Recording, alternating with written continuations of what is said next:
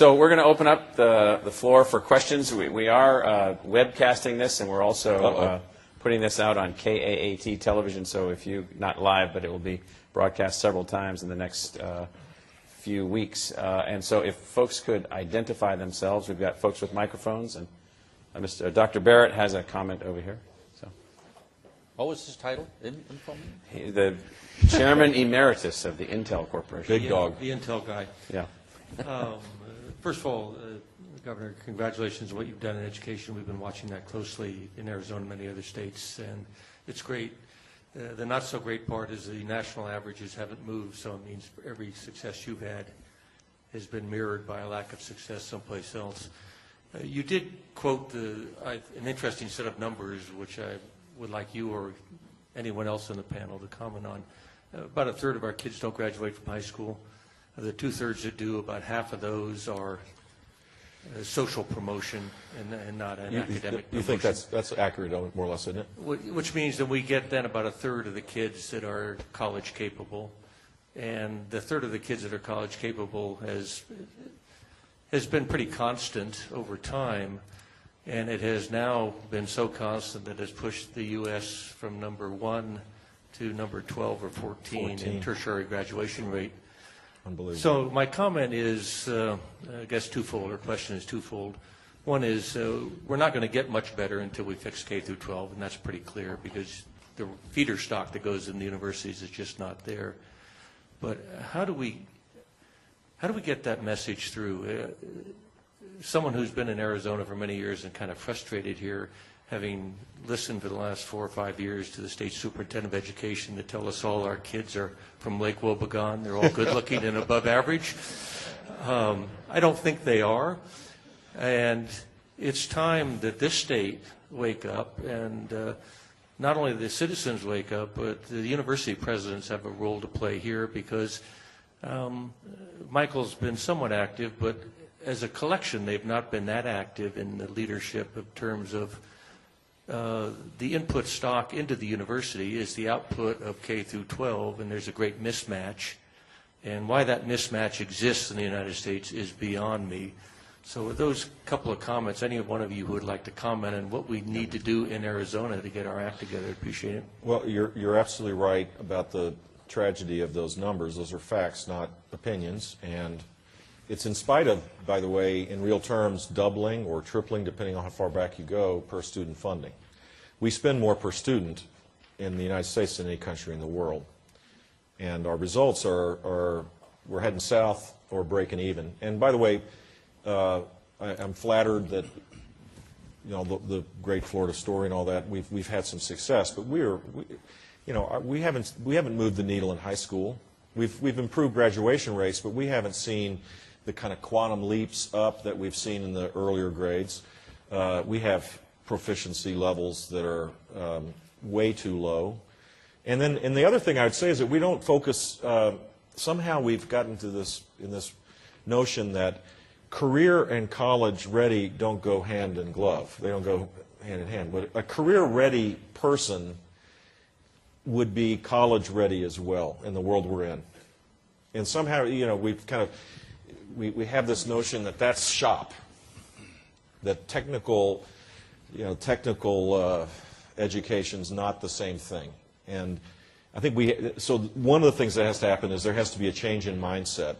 The second thing I would say that offers the greatest promise for acceleration, well, so higher standards, more rigorous courses, accountability where there's a consequence between mediocrity, outright failure, and improvement. There should be, like Singapore, we should align what we want more of. We should provide incentives for it. Teacher pay should be based on student performance.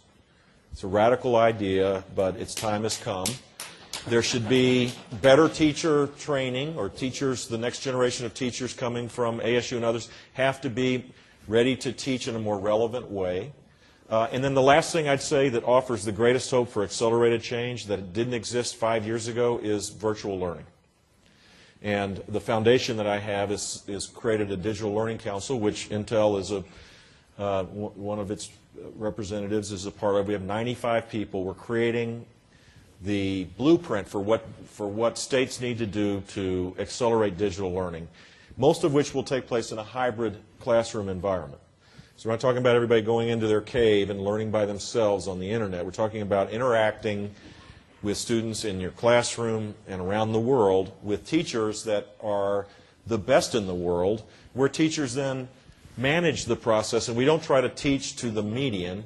We actually customize the learning experience so the kids that are struggling aren't passed along without learning. The kids that are accelerating, that could accelerate, aren't bored to death by being held back to the middle. And you can do that today, and 5 years ago you couldn't. It just seems to me that the monopoly particularly refuses to embrace this. And my hope is, with support from, in this case, the Obama administration, which seems to have a heart for education reform, and conservative reformers need to embrace that and to create a consensus that we need to throw away the old way as quick as possible. So I'm actually, Craig, more optimistic today than I was 2 or 3 years ago about the possibility of this happening. The graduation numbers that you mentioned are just so tragic. And what was remarkable about it was we were number 1 in 1996. We're now 14 in 2008, I think. I mean, that's a dramatically horrible result.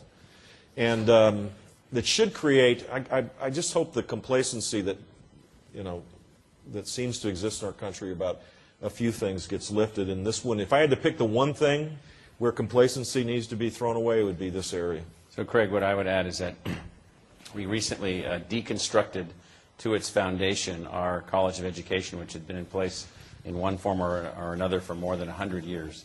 And in its reconstruction and its redesign, we've decided to focus on nothing but the teacher and the teacher production itself. That is, rethinking the selection of who becomes a teacher coming out of high school, rethinking the entire curriculum for the production of the teacher, rethinking the teacher as they leave the university and move forward, and then move into an arena where we have data on how they're performing, and that being a feedback loop into the enterprise.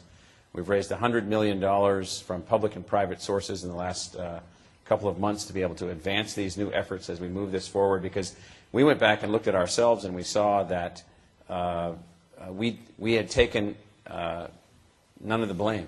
None of the responsibility would be the better phrase.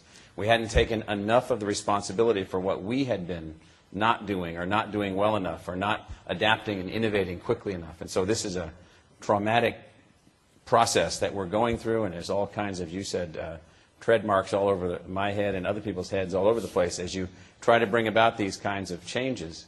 But without these kinds of changes, we will not produce the kind of teacher product that we need to produce, because what had happened is that colleges of education and the universities, particularly the public universities, which produce all of the teachers that are going into the workforce, 98% of the teachers in the workforce, they have not been innovating.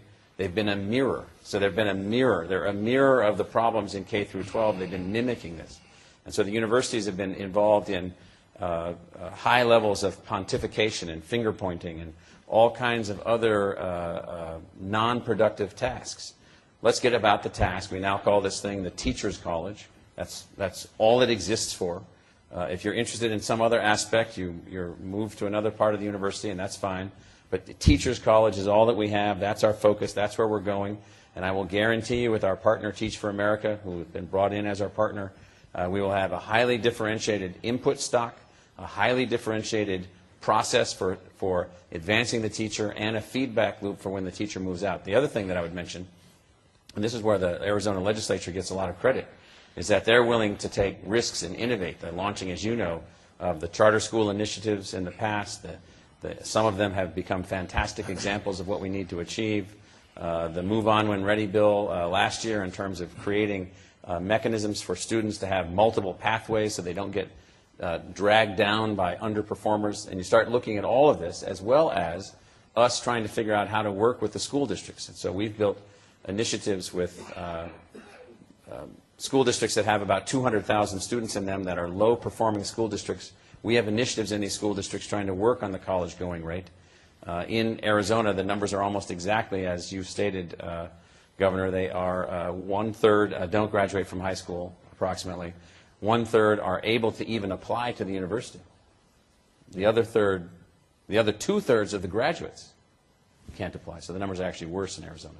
1/3 can apply to one of the 3 universities. 2/3 cannot of those that graduate. And 1/3 don't even graduate. So the numbers are even starker in Arizona. And so these are issues where we have to, as you've suggested, change not just the standards. We have to produce the people capable of attaining the standards with the students. One other thing that Arizona did last year that implemented correctly will begin to narrow the achievement gap based on race and ethnicity is the elimination of social promotion in 3rd grade.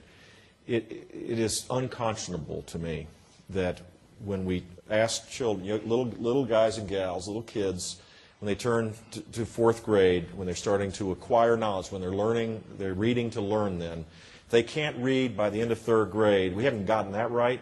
Then we pass them along. We've doomed them. It's done. There is nothing, it will take a heroic effort to undo a 2-grade level achievement gap. So to start with this harder edge sense that we're not going to accept mediocrity at that level is traumatic beyond belief. Florida did it. We were 29% of our kids were below basic readers the year before we eliminated social promotion. That's functional literacy. And we said, if nothing changed in the next year, we would have to contend with, say, 1/4 of our students being held back. Mama didn't. I can think of thousands of mamas that weren't going to be too happy about their little child.St of all, A, learning that they were functional illiterate was traumatic. B, being held back has a stigma that was, difficult. But it worked. We cut our functional literacy, in effect, in half in a 2-year period. And we had outs so that there was, a just cause means to go to 4th grade. But we have to, if you really love children, if you really care about your community, then you can't just say, okay, we're going to allow you to be functionally illiterate in 4th, 5th, 6th, 7th, 8th grade. Wait till the minimum mandatory age is and allow you to drop out and think that's a really compassionate idea. Other questions from the audience? Yes, over here. Yes, this is for... People should identify themselves. Bob Donofrio, I'm the Associate Vice President for the Vice President's Office of Education and Partnerships, a office created by President Crow to work with pre-K to 12 high-need schools. And my question to you, Governor Bush, is while money doesn't solve all the problems, I heard 3 times when Ross was speaking that 2 things are critical, one being a friendly business corporate climate, and education is critical. And while money doesn't solve everything, we heard Sue talk where during your tenure, your per pupil expenditures moved up considerably. I think she quoted 47th to like 29th. We have a legislature here that no matter what... So, Bob, let's get to the question. The question is, what do you do if you have one end of it where you have a business-friendly climate, but your education funding, both at pre-K to 12 and university, has been at the bottom for the last 3.5 decades? Well, first of all, we ought to get on the same page. I don't know if it's 50th per student or 50th per population. I don't want to per student. Per pupil expenditure. Okay, well that's not good, but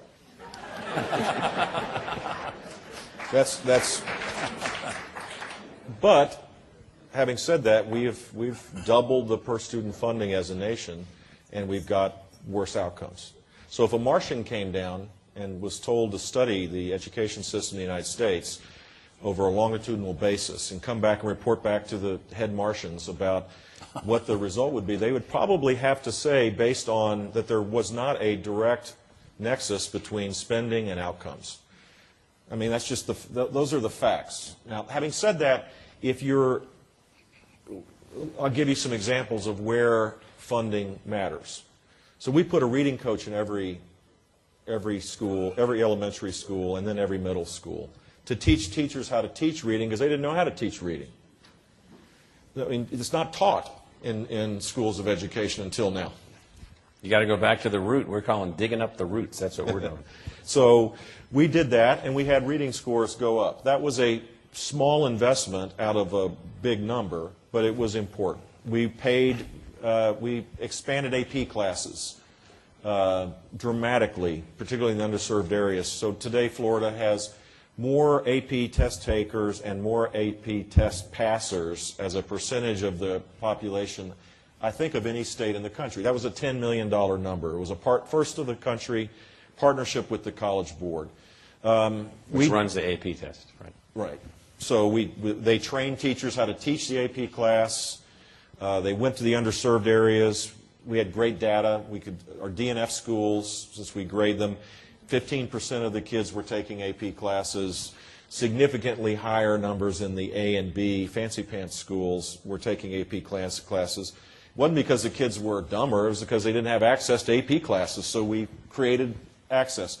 So I think if you have a strategy that is focused on improving student achievement, which would be the only thing that matters in my book, then you can use marginal dollars to go a long way. And I'd be careful not to get into the line of funding is all that matters, because there's a long line in the state capitals of every state in the country, and they got their hat in hand, and there's enormous pressure with any legislature of dealing with trying to be all things to all people. Better to go with a strategy and say, here's how we invest in this strategy, and here's the results that you can get based on other states that have tried it. I think that's a better approach. One other thing, by the way, that I forgot to mention that I think is important, and this will sound a little, I'm a conservative guy, so this will sound a little frou-frou for a conservative, if you will. We have mandatory... Barry Goldwater's statues right across the street over here. I hope there's not a crack in his... because I'm a huge Goldwater fan. Voluntary universal pre-K. Every kid in Florida can go... And it's literacy based. So the effort is to try to make sure that the gaps that already start in kindergarten are narrowed so that and I think so that's probably related to the data that says that vocabulary at age 5 is the single most Absolutely. significant predictor of academic success. There's another place where the university could play a huge role in helping, or maybe it's the community colleges here, to help to upgrade the skills of workers in these pre-K facilities to make them able to expand the vocabulary, to deal with phonemic awareness, not just babysit, but to do a lot more. Good afternoon. My name is Steve Lynn, and I'm a utility executive. But in the private sector, I also chair First Things First, which is a 0 to 5 program to make sure that... Well, I'm glad I said what I just said. I appreciate what you just said. And I appreciate Dr. Crow's remark as well in terms of the vocabulary at age 5. But I'm asking a question more about a remark you made earlier when you talked about specific populations who needed perhaps some special attention with respect to closing the achievement gap. One of the statistics that wasn't shown today is Arizona's poverty place in the world, and we have a significant amount of poverty. Children in the state are in poverty, about 1 in 5, moving to 1 in 4. And so we have specific challenges that are based on socioeconomic issues early on in their career in education. Based on your experience in Florida, what specific things would you suggest to be aimed at those populations who endure significant socioeconomic disadvantages as they begin life? Well, our numbers are probably not, we may even have higher poverty rates amongst our babies, 0 to 5. I don't know what the exact number is, but it's in that same range. So Arizona and Florida are very similar in terms of our demography, for sure. One of the things that I think has been the initial success of our first waves of education reform are based on having one higher academic standard for all kids. So the way we grade schools is 100% based on student learning. Half to the standards, half to student learning gains. Kids with limited English proficient kids count. And the argument was, when we started, I'll never forget, the argument was, well, it's not fair to have kids newly arrived to be counted in your accountability system. And my argument back was, well, if you don't count them in the accountability system, they don't count. They don't matter. Limited English proficient, low income, the exceptional education students, kids that are dyslexic and have special needs, all of those children in different ways count in our accountability system. So one of the things I think is, and then we measured how pre-K kids did. We have a system where we measure kindergarten readiness. So we have data to show that there has been an improvement among lower income students because they've had access to higher quality literacy-based pre-K. And we're only paying for a half a day. This is not like France, okay? I mean, we don't have the resources to spend 10 grand a kid for a 3-year-old to go to school. That's not what we're talking about here. But the limited investment has moved the needle. They don't have the money either, but they don't. That's true. But everybody uses France for some reason. I have no clue if France even has a universal pre-K program, to be honest with you. But there are always some. But what about France? And I'm going, I don't really know. So it's you know, I really think that if you have data, you can convince eat your broccoli, stern, conservative Republican guys like me. If you move the needle on the data, and the data is what drives your decisions, then let's do more of it. If you're spending money on stuff that doesn't work, then let's stop spending money on that. And that's what one of the things that I brought to my job was. I wanted it measured. If you don't measure, you don't really care. And when we measured things, we saw stuff that really worked incredibly well and other things that didn't. And we adjusted our policies going forward, just as Intel does, or just as a small business does. You don't keep doing the same thing over and over again if it's not working. And if it is working, then, by gosh, you do more of it, right? Steve? Governor Bush. Is this live? Thank you. Steve Zylstra with the Arizona Technology Council. The Obama administration has launched Race to the Top. Some have said that it's a program that is doomed to failure. Others think it's the best thing since the one-room schoolhouse. What is your opinion of Race to the Top and some of the other initiatives that have been launched around K-12 education by the Obama administration? You know, we didn't get the first. Everybody thought Florida was going to get the first, be number one in the first tranche. I think we were number one in the second tranche, because we couldn't reach a kumbaya moment with the teachers union. And that kind of troubled me, to be honest with you, because they opposed meaningful reform and still do. And I think the focus on education ought to be on the students and their achievement and not on the adults. So I do give the president credit for challenging. It's hard for a political leader to challenge a core constituency of his own party. And when a person does that, when an elected official does it, particularly the President of the United States, you should pause and pay tribute to that, because we need more of that. When a core constituency has it wrong and a political leader is willing to take a political risk on behalf of a constituent, in this case, it's the focus is really on kids in poverty, not having the same access to opportunity as others. I give him full credit, and I'm trying hard to convince people in my party, let's have the big fight on the big ideas. But when there's general consensus, let's don't fight. I mean, we got enough stuff to fight about. There's a lot of big things to fight about. I mean, huge things where we have big disagreements. The election that just happened, you know, played that out in one way. But where there's general disagreement, we ought to find common ground and build on it. So I don't want to nationalize or federalize the education policies of our country, but I do think the president has certainly rhetorically and with the Race to the Top, you know, still work in progress. Will it bring transformational change by itself? No. But does it move the ball? There are some states that are so far behind in terms of reform, this will accelerate their movements. I don't think it's going to change much in Florida because we were on this path already. It's just money for us, and I'm sure everybody that's embattled and trying to deal with their budgets is grateful for the dough.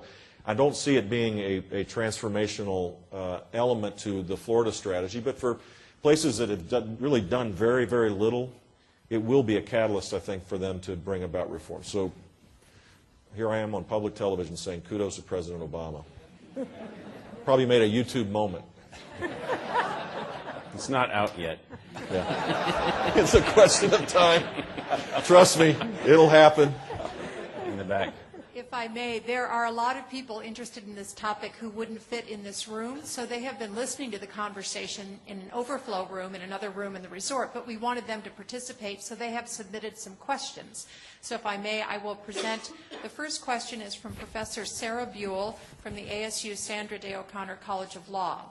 And she comments that Jeannie Herberger asked us, and by us she means the members of Viva, many of whom are here today, to see Waiting for Superman.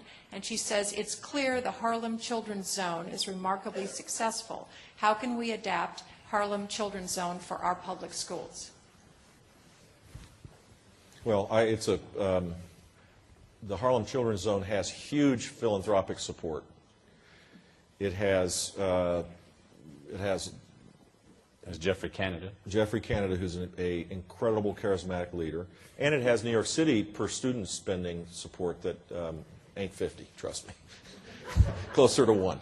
So they have abundant resources, and more importantly, they have an incredible charismatic leader that has drawn financial support, the likes of which no one in their wildest dreams could ever imagine.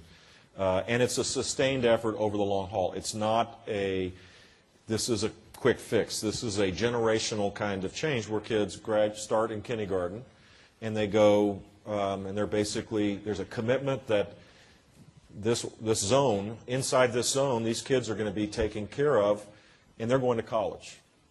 And so it is a dramatically different kind of attitude that exists across the country. There's a place in Orlando without the same commitment to resources where a guy named Harris Rosen, who's a large hotelier, has done the exact same thing on a smaller scale.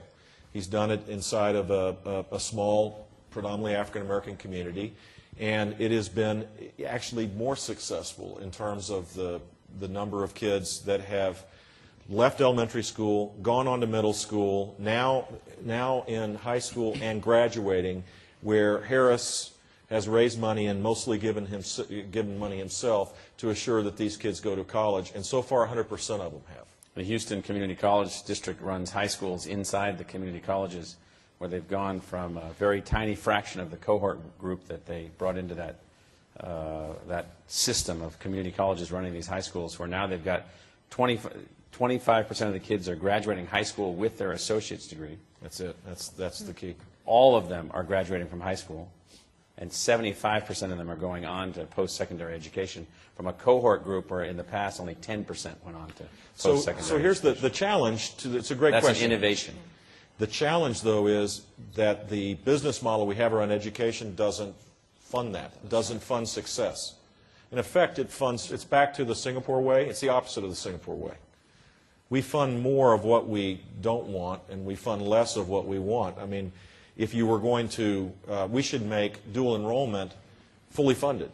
If we want to accelerate learning for kids, whether it's that model or a model of a high school doing it in reverse, we should fund both sides of that equation, because it's a huge investment, return on investment, huge. Well, the first step was taken by the legislature here with Move On, Win Ready, but we haven't worked out the mechanics of how a student would be funded to move on to various levels of simultaneous education, because the model is too rigid. It's too structured. Next question from out there in the hinterland. I have one from the other room, if there isn't one Hello, in this other room. Governor Wade. Yes, do say hello to the other room. This question is, often, with all due respect to any elected officials in the room, what business leaders, educators, scientists, etc., want and need is not supported by our legislature or government. This question's anonymous, I see. How do you get the cooperation to make the changes we desperately need quickly? Frustration level is high, underlined, in Arizona. I would create a consensus-driven plan. Don't, back to the point I made, don't get at the trough. Don't view this as I want to get in the front of the trough where the high-grade slop is and elbow other people out, and just because you can. or because you're whoever you are. No offense to the guy asking the question or gal, but it shouldn't be. It should be about here's a vision, here's a different vision, and here's a strategy to turn that vision into reality, and here's what we're going to do, and here's what we want you to do.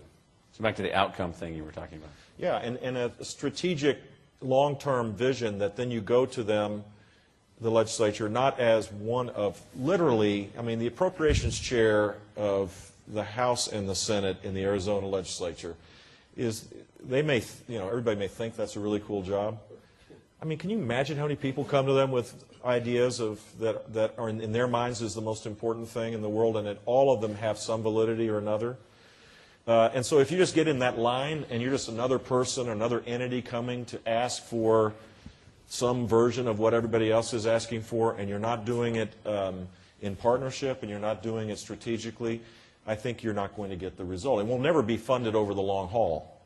So you may have a good year when times are good, and then the budget will be cut, and it's not sustainable really. So I think that approach has, at least it resonated in Florida, and there's no difference here. I mean, we have the exact same pressures, and you breed a sense of importance that puts your priorities then become Arizona's priorities, become shared priorities, and you're not getting in line then. It's a matter of fact that your plan will be funded because it's got a return on investment. Does that make sense? I mean, yeah, absolutely. Yeah, let me follow up on that, because one of the things you've said so well is the importance of a strategic plan and then adjusting that thing over time. I think at most state level, we don't do that well. It's too much ad hoc. How did you get that in place, and how did you have it sustainable so there's a long-term? You know what? I just stole people's ideas. I didn't. You wrote them down, though. You wrote them down. And I wrote them down because I'd forget them. But people read them and agreed with them. Well, I used the power to convene and the power to think. I mean, it's a cool job. I mean, Governor Schmidlap's on the phone. They'll actually pick up the phone and talk to you. And if you have something to ask them, people love to be consulted. They love to have their voice heard. And so I spent a lot of time stealing ideas and putting them in a context that was how I felt comfortable with it. And then we would develop a campaign plan. Basically, something the politicians know pretty well is once you have an idea, then in order to execute on it, you just go back to the old tried and true campaign plans and you execute on it. So it wasn't that. It was, if you're an activist rather than a react, if you believe, irrespective of your ideology, if you believe in serving, and people in public life normally don't aspire to be in public life to not serve, and you're an activist about it, you're going to find the most creative way to solve the problems. And I think those numbers on Arizona are good. Yeah, very good. I mean, it's not like you're dealing with huge challenges that many other states, including Florida, have in terms of the human capacity you have here and the level of technology that already exists. So you're building on a good platform. I don't think that this is. I think you're going to have fun doing this. Other questions from the room? At the back. My name is Bill Adams. I'm a governing board member for a large elementary school district. And we talk about the funding mechanism. I, for one, would love to see the governing boards and the administrators have greater control of the funding to allow us to self-govern and allow the dollars to go where we believe they should go. And because of a lot of the restraints that are put upon us, our hands are sort of tied. Do you have any thoughts on that by chance? I think the money ought to go with the child. So you don't have the inequalities that exist. If Arizona's funding formula is like ours, it's fairly equitable. It may be there's a equalization type element to it, so that you're not having like some states have high property tax values. They spend more than the low property tax values. Or some communities have lots of kids and low property values. That's the worst of all worlds, and so they have these great inequalities. we equalize our funding, but inside, and we have very big school districts, which is why it might be different than Arizona. We have 67 school districts in the entire state. We have 200 more than that. Yeah, but we have, the problem is that if you actually took the per student funding at the school level inside of districts, there'd be great variation because it's a plug number for teachers. Teachers make up a significant percentage of the cost of education, and if your higher cost teachers, which are the tenured, longer teaching teachers, migrate towards one school, though the per student funding could be 100% higher in that school than in the urban core area where maybe beginning teachers are sent because that's where the vacancies are. So I would argue that what we need to do is to have true equalization of funding, which means that the funding goes with the child, not with the adults. So maybe one more question from the floor. Do we have one over there? A non-ASU person? Oh, that's mean. Governor, my name is Thayer Vashar. I serve in the Arizona State Senate here, and you know, one of the things that attracted me to be here today was your e-Florida and your e-commerce, because you privatized those. And, you know, we don't have, I mean, we have a huge budget deficit here in this state right now already for this year. We don't have a lot of money. So, you know, I was hoping to hear more talk about how we moved away from the government taking these responsibilities and how we moved it more into the private sector and the regulatory environment. What did you do? You know, if you're building a lot of buildings, you know, permits and inspections can be awfully hard to get stuff started. So what did you do in the way of the regulatory environment to help privatize and help get the entrepreneurial movement going there in Florida? Well, the economic development promotion we created a public-private partnership, and I think it turns out that the state's money over the long haul ended up increasing. So the fear was there'd be that the private money would supplant the public money. Public money would go out the back door. This was a high enough priority where that didn't happen. The public investment went up. Yeah, and so tourism, same thing.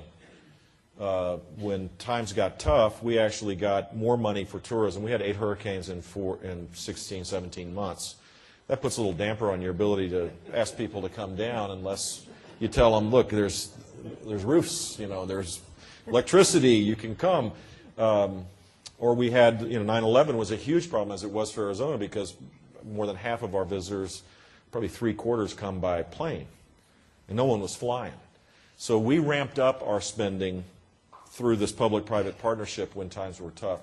It goes against conventional wisdom, but it actually, in our case at least, was true that the public spending didn't go down, it's grown. As it relates to development in general, we had such a boom, and we've overcomplicated our development process, but right now, that's not the problem we face. Right now we have this huge overhang of supply that is similar to Arizona's as well. My guess is that all those beleaguered permit folks at the county levels that were much despised when they took their time before don't have a lot of time. They have a little bit more free time now. They could probably get those permits done real quick. And the new governor has made this a priority to challenge how we go about the permitting and development process, because it has become probably overly cumbersome. Back to the point of, when times are tough is the best time to challenge how you do things so that you can get better at it. But during my time, it looked like no one was having a hard time getting a permit, because it was like my hometown of Miami. It looked like, there were, in 2005, I think there were more cranes in Miami than any place in the world other than Beijing and Dubai. Yeah, wow's right. Then 2007 came, or 2006, 7 came, and those cranes no longer are there. Bill, final comment?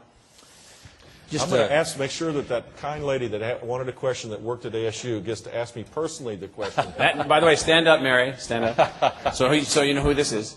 So this is Mary Kerner, who is the dean of our Teachers College and is the person leading all of the transformation on the ground. I want to learn from you. Yes. Yeah. No, I'll just follow up And what you just said about the regulation and so forth, we probably ought to eliminate that word and use facilitate and actually get things Well, done. that's the right attitude, exactly. Yeah. Sue? I have really enjoyed this last hour and a half, and I think I come away with one word, and that is, after having listened to you, and that word is leadership. Thank you for that. Thanks, it was a blast doing it. Governor, any final comment? Well, I'm incredibly, what's the expression about the farther away you're from, the more, brilliant you are? Means you're no good and there's no profits in your own town. Exactly. Well, my mother would be really ashamed of all this bragging on me and bragging on my state. I mean, I had fun doing what I was doing. Public leadership is, when you get a chance to do it, you shouldn't miss any opportunity to try to lead. I didn't tell you all the incredible screw-ups that took place. I had some real doozies, so I'm just honored that you would even consider having this conversation with me, to be completely honest with you. Well, we're always looking for ideas in Arizona. Arizona is a place that's very open to ideas, very open to new ways of doing things, and so it was just great that you're able to find the time to be here. So let's thank Governor Bush. Thank you.